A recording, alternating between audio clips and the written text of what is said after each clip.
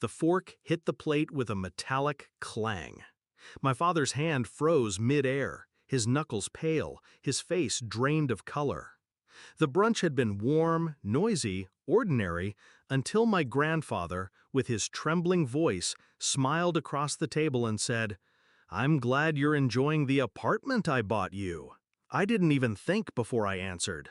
My voice slipped out, low and sharp. "I live in a basement." The laughter stopped. My cousin's glass hovered above her lips. My mother's eyes darted to my father. The room held its breath. I never wanted to humiliate him like that, at least not then. But sometimes the truth claws its way out, raw and undeniable. Growing up, I trusted him. He was the father who lifted me onto his shoulders at parades, who promised I'd never go without. And when I started university, Grandpa told me proudly he'd bought me an apartment, my own place, stability, a future. Except I never saw it.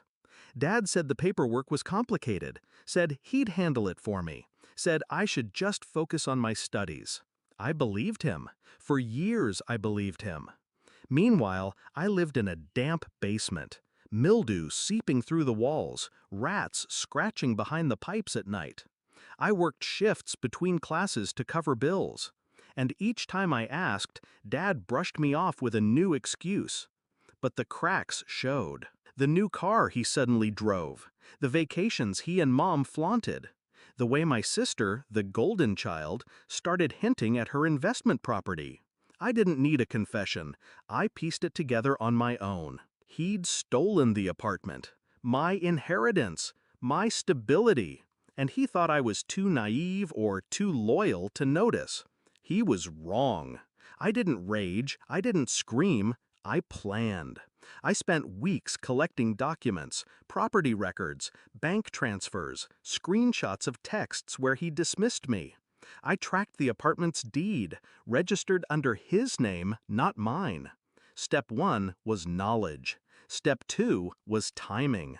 My birthday brunch gave me both. When Grandpa asked that question, it was the perfect trigger. And when I dropped my whisper into the room, I knew what would follow.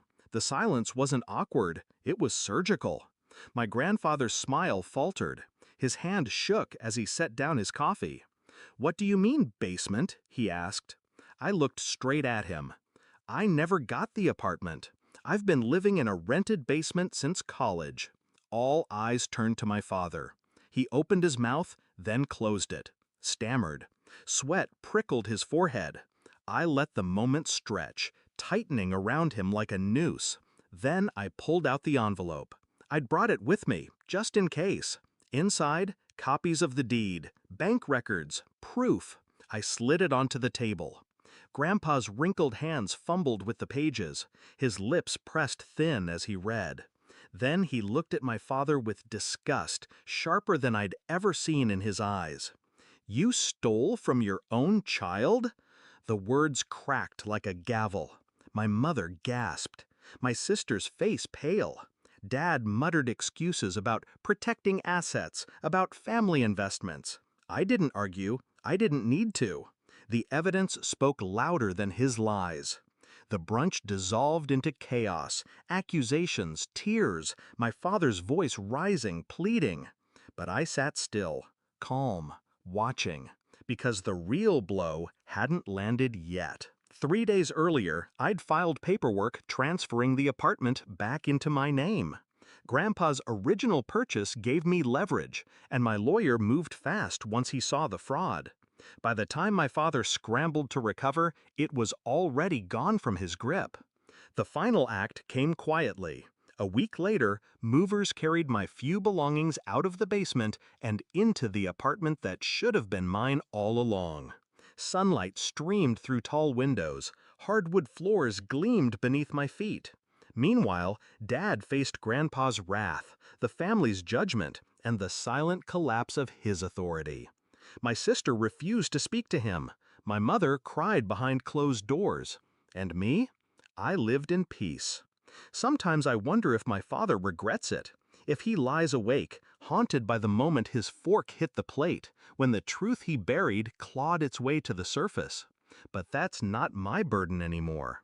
Betrayal cuts deepest when it comes from blood. But justice tastes sweeter when it's carved out of their arrogance. I don't need his apologies. I don't need his approval. I have the apartment. I have the proof. And every time I unlock that door, I remember the look on his face when silence exposed him. That silence was my birthday gift.